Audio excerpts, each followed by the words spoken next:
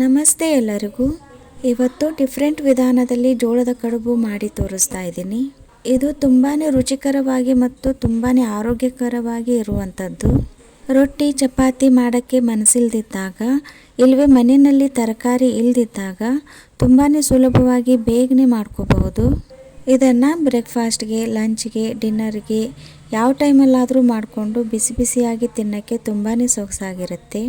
ಚಿಕ್ಕ ಮಕ್ಕಳಿಗೆ, ದೊಡ್ಡವರಿಗೆ ಎಲ್ಲರಿಗೂ ಇಷ್ಟ ಆಗುವಂಥ ಸಾಫ್ಟ್ ಆಗಿರುವಂಥ ಜೋಳದ ಕಡುಬು ಹೇಗೆ ಮಾಡೋದು ಅಂತ ನೋಡೋಣ ಬನ್ನಿ. ಮೊದಲಿಗೆ ಕೆಲವೊಂದು ಪದಾರ್ಥಗಳನ್ನು ಜೋಳದ ಹಿಟ್ಟಿನ ಜೊತೆಗೆ ಕೂಡಿಸ್ಕೊಂಡು ಹಿಟ್ಟನ್ನು ನಾದ್ಕೊಳ್ಳೋಣ. ನಾನಿಲ್ಲಿ ಸುಮಾರು 200ರಿಂದ 250 ಗ್ರಾಮ್ ಆಗುವಷ್ಟು ಜೋಳದ ಹಿಟ್ಟು ತಗೊಂಡಿದ್ದೀನಿ. ಈ ಪ್ರಮಾಣದಲ್ಲಿ ಜೋಳದ ಹಿಟ್ಟನ್ನು ತಗೊಂಡ್ರೆ 2ರಿಂದ 3 ಜನಕ್ಕೆ ಸರಿಯಾಗುತ್ತೆ. ಈಗ ಈ ಹಿಟ್ಟಿಗೆ ಸ್ವಲ್ಪ ಖಾರದ ಪುಡಿ, ಸ್ವಲ್ಪ ಶುಂಠಿ ಬೆಳ್ಳುಳ್ಳಿ ಪೇಸ್ಟ್, ಸ್ವಲ್ಪ ಜಜ್ಜಿದ ಹಸಿ ಖಾರ, ಸ್ವಲ್ಪ ಅಜವೈನ, ರುಚಿಗೆ ತಕ್ಕಷ್ಟು ಉಪ್ಪು, ಸ್ವಲ್ಪ ಮೊಸರು, ಸ್ವಲ್ಪ ಅರಿಶಿನ ಪುಡಿ, ಕೊನೆಗೆ ಸ್ವಲ್ಪ ಎಣ್ಣೆ ಸೇರಿಸಿದ್ದೀನಿ. ಜೋಳದ ಕಡುಬು ಸಾಫ್ಟ್ ಆಗಬೇಕಾದ್ರೆ ಸ್ವಲ್ಪ ಮೊಸರು ಮತ್ತು ಸ್ವಲ್ಪ ಅಡುಗೆ ಎಣ್ಣೆ ಸೇರಿಸಬೇಕು. ಮೊಸರು ಸೇರಿಸೋದ್ರಿಂದ ಇನ್ನೊಂದು ಪ್ಲಸ್ ಪಾಯಿಂಟ್ ಏನಂದರೆ ಈ ಜೋಳದ ಕಡುಬು ಲೈಟಾಗಿ ಹುಳಿ ಜೊತೆಗೆ ತುಂಬಾ ಟೇಸ್ಟಿ ಅನಿಸುತ್ತೆ.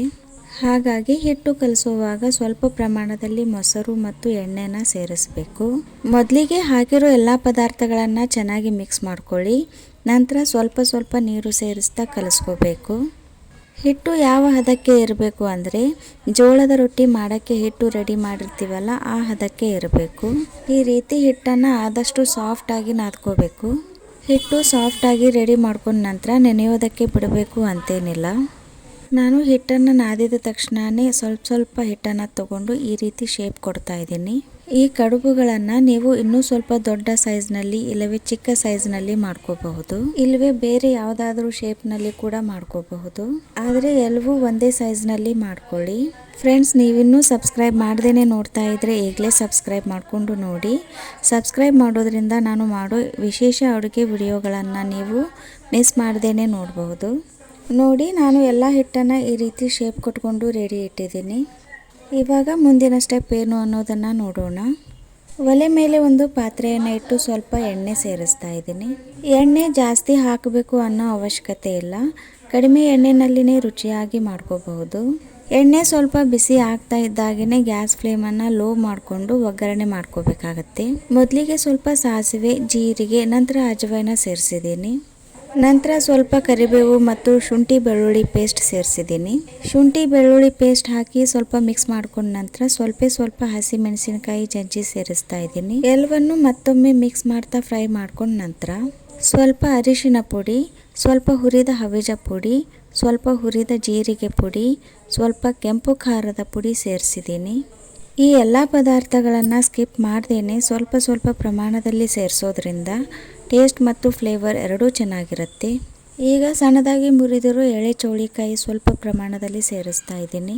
ಚೌಳಿಕಾಯಿ ಬದಲಿಗೆ ಬೀನ್ಸ್, ಕ್ಯಾರೆಟ್, ಹಸಿ ಬಟಾಣಿ ಕೂಡ ಸೇರಿಸಬಹುದು. ಈ ಥರ ತರಕಾರಿ ಸೇರಿಸಿದ್ರೆ ಜೋಳದ ಕಡುಬು ಇನ್ನೂ ಹೆಲ್ದಿ ಆಗುತ್ತೆ. ಹಾಗಾಗಿ ಇದ್ರೆ ಕೂಡಿಸ್ಕೊಳ್ಳಿ. ಬೇಡ ಅನಿಸಿದರೆ ಸ್ಕಿಪ್ ಮಾಡ್ಕೋಬಹುದು. ಇದರಿಂದ ಜೋಳದ ಕಡುಬಿನ ಟೇಸ್ಟ್ನಲ್ಲಿ ಯಾವುದೇ ವ್ಯತ್ಯಾಸ ಅನಿಸಲ್ಲ. ಚೌಳಿಕಾಯಿಯನ್ನು ಒಗ್ಗರಣೆನಲ್ಲಿ ಹೊರಳಾಡಿಸಿದ ನಂತರ ಒಂದು ಅಂದಾಜಾಗಿ ನೀರು ಸೇರಿಸಿದ್ದೀನಿ. ನೀರು ಸೇರಿಸಿದ ನಂತರ ರುಚಿಗೆ ತಕ್ಕಷ್ಟು ಉಪ್ಪು ಮತ್ತು ಸ್ವಲ್ಪ ಬೆಲ್ಲ ಸೇರಿಸಿ ಹೈ ಫ್ಲೇಮ್ ಮಾಡಿ ನೀರು ಕುದಿಯೋಕ್ಕೆ ಬಿಡ್ತಾ ಇದ್ದೀನಿ. ನಾವು ಈಗಾಗಲೇ ಜೋಳದ ಹಿಟ್ಟು ನಾದ್ಕೊಳ್ಳುವಾಗ ಸ್ವಲ್ಪ ಉಪ್ಪು ಸೇರಿಸಿದ್ದೀವಿ. ಹಾಗಾಗಿ ಉಪ್ಪು ನೋಡಿಕೊಂಡು ರುಚಿಗೆ ತಕ್ಕಷ್ಟು ಸೇರಿಸಬೇಕಾಗತ್ತೆ. ನೀರು ಈ ರೀತಿ ಚೆನ್ನಾಗಿ ಕುದಿ ಬರಬೇಕು. ಈ ರೀತಿ ಕುದೀತಾ ಇರುವಾಗ ನಾವು ಮೊದಲೇ ರೆಡಿ ಮಾಡ್ಕೊಂಡಿರುವಂಥ ಜೋಳದ ಕಡುಬುಗಳನ್ನು ಸೇರಿಸ್ತಾ ಇದ್ದೀನಿ.